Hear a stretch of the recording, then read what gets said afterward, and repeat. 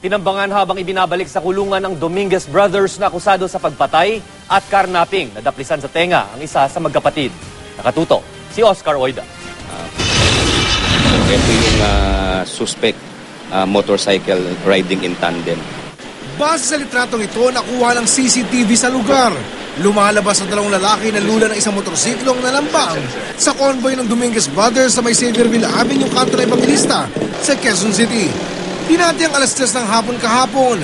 Pabalik na raw sana sa Camp Bagong Diwa ang BJMP Mobile na sinasakyan ng magkapatid na Dominguez matapos ang kanilang hearing sa may Quezon City Hall of Justice nang mangyari ang insidente. Traversing sila along dito sa Xavierville nang biglang sabayan sila nung motorcycle riding in tandem in full helmet pareho, then pinutukan yung van ng BJMP. Sa kabutihang palad, di umano na puruhan ang mga target.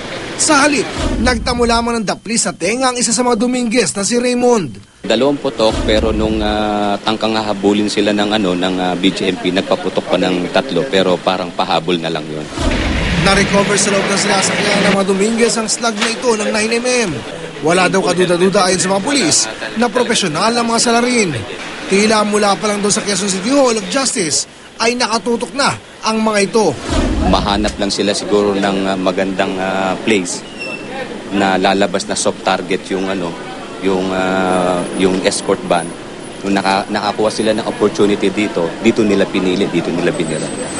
Kaugnay na nangyari insidente, sasailalim din sa investigasyon ang 5 jail guards ng BJMP.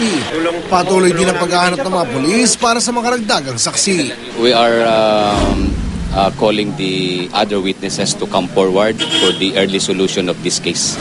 Naharap sina Raymond at Roger Dominguez sa kasong pagpatay sa mga car dealer na sina Benson Evangelista at Emerson Lozano. Oscar Oida, nakatutok, 24 oras.